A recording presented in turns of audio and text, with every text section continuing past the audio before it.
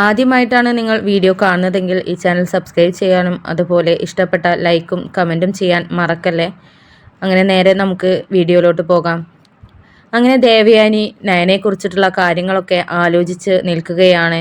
നയന ചെയ്ത ത്യാഗങ്ങളെക്കുറിച്ചും ഒക്കെ ആകെ ആലോചിച്ച് നിൽക്കുന്ന സമയത്താണ് ദേവയാനിയെ അനാമിക കാണുന്നത്.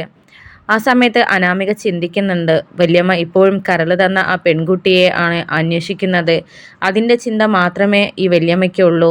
എൻ്റെ കാര്യത്തിൽ ഒരു ശ്രദ്ധയുമില്ല എന്നൊക്കെ പറയുന്നുണ്ട്.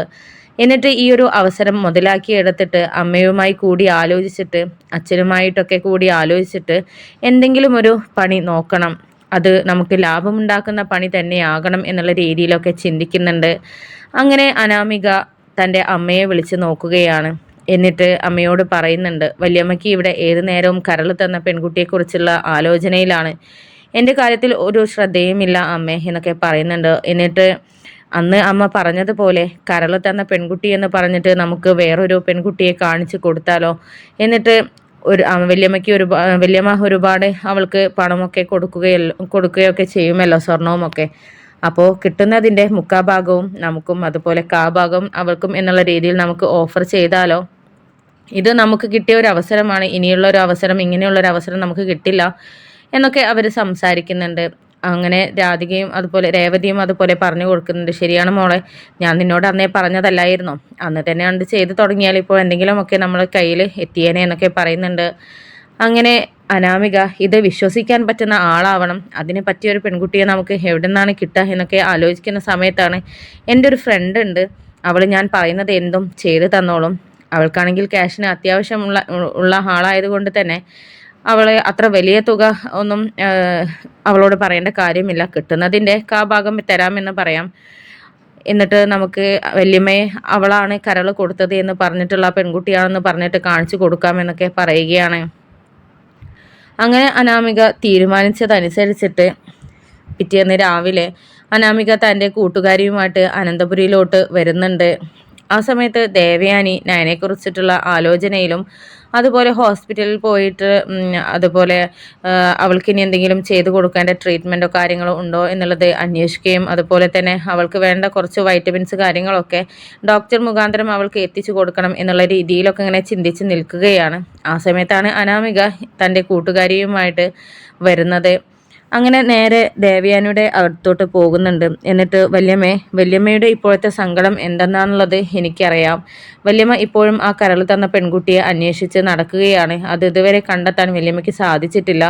അതുകൊണ്ട് വല്യമ്മയുടെ സങ്കടം മനസ്സിലാക്കിയിട്ട് ആ ആഗ്രഹം ഞാനങ്ങ് സാധിച്ചു തരികയാണ്.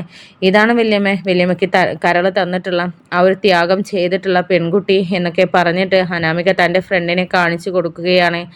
ആ സമയത്ത് ദേവയാനി ചിന്തിക്കുന്നുണ്ട്, ഇവൾ എന്തൊക്കെയായി കാണിക്കുന്നത്, എന്നെ പറ്റിക്കാൻ നോക്കുകയാണോ, ഇവൾ ഇങ്ങനെയുള്ളൊരു ആളാണോ, എനിക്ക് കരൾ തന്ന പെൺകുട്ടിയെ ഞാൻ കണ്ടെത്തിയിട്ടുണ്ട് എന്നുള്ളത് അവൾക്കറിയില്ലല്ലോ, ഇവൾ എന്തൊക്കെ ഫ്രോഡാണ് ഇവിടെ കളിക്കാൻ പോകുന്നത് എന്നൊക്കെ ചിന്തിക്കുന്നുണ്ട്.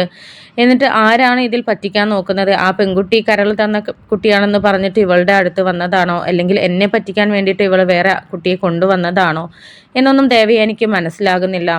അങ്ങനെ തൻ്റെ സംശയമൊക്കെ ഉള്ളിൽ വെച്ചിട്ട് ദേവയാനി ഒന്നും അറിയാത്ത പോലെ അനാമികയോട് സംസാരിക്കുന്നുണ്ട്. ആണോ മോളെ, ഞാൻ ഏതായാലും ആ കുട്ടിയെക്കുറിച്ച് അന്വേഷിച്ച് നടക്കുകയായിരുന്നു, ഏതായാലും മോള് വല്യമ്മയുടെ വിഷമം കണ്ടിട്ട് അവളെ എൻ്റെ മുന്നിൽ എത്തിച്ചല്ലോ എന്നൊക്കെ പറഞ്ഞിട്ട് ആ പെൺകുട്ടിയോട് ദേവയാനി സംസാരിക്കുന്നുണ്ട്.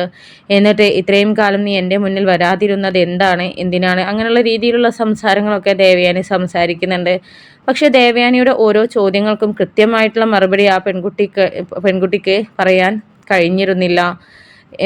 അവരെക്കുറിച്ചുള്ള കാര്യങ്ങളും അതുപോലെ ആദർശം ജയനും വീട്ടിലേക്ക് വന്ന കാര്യവും അതുപോലെ എന്നെ അറിയിക്കാത്ത കാര്യം, അങ്ങനെ എല്ലാ സംഭവങ്ങളും ദേവയാനി സംസാരിക്കുന്നുണ്ട്. പക്ഷെ ഒരു പരുങ്ങലോട് കൂടിയാണ് ആ പെൺകുട്ടി മറുപടി പറഞ്ഞിരുന്നത്. ആ സമയത്ത് അനാമിക ആണെങ്കിൽ അതൊക്കെ സപ്പോർട്ട് ചെയ്തിട്ട് അവൾക്കൊപ്പം കൂടി സംസാരിക്കുന്നുണ്ട്. അത് കേട്ടപ്പോൾ ദേവയാനിക്ക് ഉറപ്പായി ഇതിൽ അനാമികയ്ക്ക് എന്തൊക്കെയോ പങ്കുണ്ട്, അവൾ അറിഞ്ഞുകൊണ്ടാണ് ഈ കുട്ടിയെ ഇവിടെ കൊണ്ടുവന്നിട്ടുള്ളത് എന്നൊക്കെ മനസ്സിലാവുകയാണ്. അങ്ങനെ പിന്നെ ഇവർ സംസാരിച്ചുകൊണ്ടിരിക്കുന്ന സമയത്താണ് മുത്തശ്ശൻ അവിടേക്ക് വരുന്നത്. അങ്ങനെ അനാമിക മുത്തശ്ശനും പറഞ്ഞിട്ടും കാണിച്ചു കൊടുക്കുന്നുണ്ട്. പക്ഷേ അതേസമയം മുത്തശ്ശനും ആ കുട്ടിയെ കുറിച്ചിട്ട് മനസ്സിലാക്കിയതും ആ കുട്ടിയെ കണ്ടതും നയനയാണ് ആ പെൺകുട്ടി എന്നുള്ളതും മുത്തശ്ശൻ അറിഞ്ഞ വിവരം അനാമിക അറിഞ്ഞിട്ടില്ലായിരുന്നു.